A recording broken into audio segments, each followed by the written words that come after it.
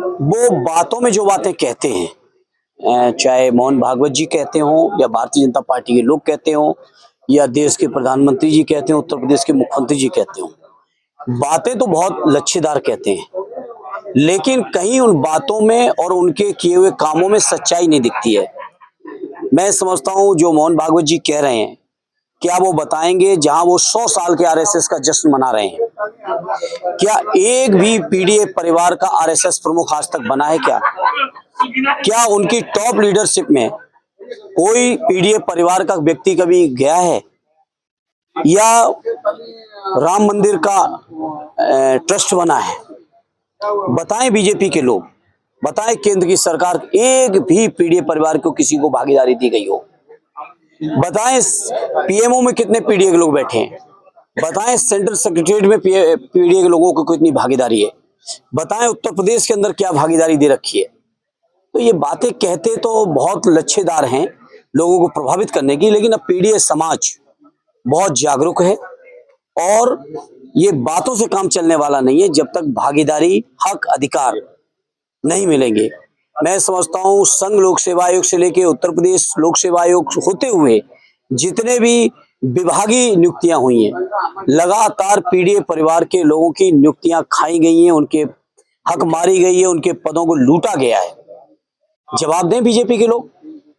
आखिर क्या कारण है कि लेखपाल की भर्ती में जब विज्ञापन निकलता है तो ओबीसी का एक भी पद नहीं रहता है? जब आपका इसका पशु चिकित्सा अधिकारी के पद आते हैं तो उसमें जो भागीदारी मिलनी चाहिए पीडीए के लोगों को, ओबीसी के लोगों को, एससी लोगों को, एसटी लोगों को नहीं दी जाती है, तब लड़ना पड़ता है माननीय अखिलेश यादव जी को। और जब वो लड़ाई लड़ते हैं तब सरकार विज्ञापनों का संशोधन करती है। और हम तो केंद्र की सरकार से कहेंगे और उत्तर प्रदेश की सरकार से कहेंगे, मुझे याद है 2018 का वो दौर, हाई कोर्ट की सिंगल बेंच का एक फैसला आया था,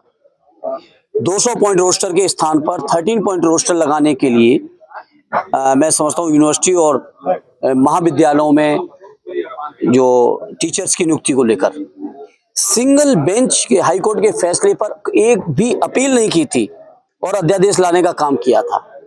मैं इस मौके पर कहना चाहता हूं केंद्र और प्रदेश की सरकार से,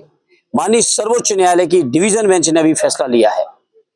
कि जो जनरल कैटेगरी है